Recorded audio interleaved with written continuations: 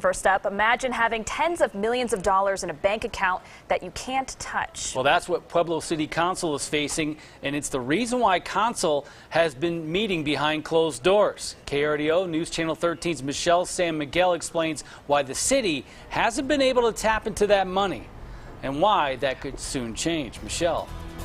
Robin Reyna, 30 years ago, voters approved a half-cent sales tax that was to be used strictly to bring new jobs to Pueblo.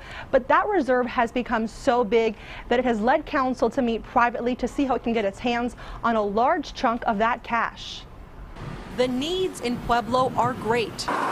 This year, only 1% of the streets here will see any improvement. Right now, our ability to provide service is pretty limited. The city just doesn't have the money.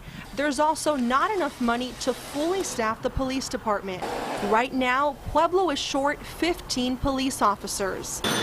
The fire department is also short-staffed. So why isn't the city using some of the millions of dollars that sit in the city's economic development reserve to fix this? We believe that the intent of the taxpayers was those funds should go towards economic development directly. Jack Rink oversees the Pueblo Economic Development Corporation, also known as PEDCO.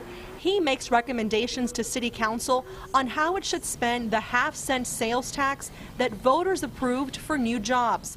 But some on council say there's too much money earmarked for economic development. I have said publicly before that I felt it was too restrictive, that it should be more flexible. Councilman Chris Nickel says council has been meeting behind closed doors to draft a ballot question that would allow council to use that money for other things.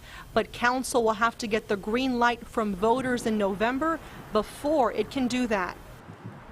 City Council President Sandy Daff is holding a press conference tomorrow morning to talk about those closed-door meetings and what council would like to do with that tax money. Reporting live in Pueblo, Michelle San Miguel, KRDO News Channel 13.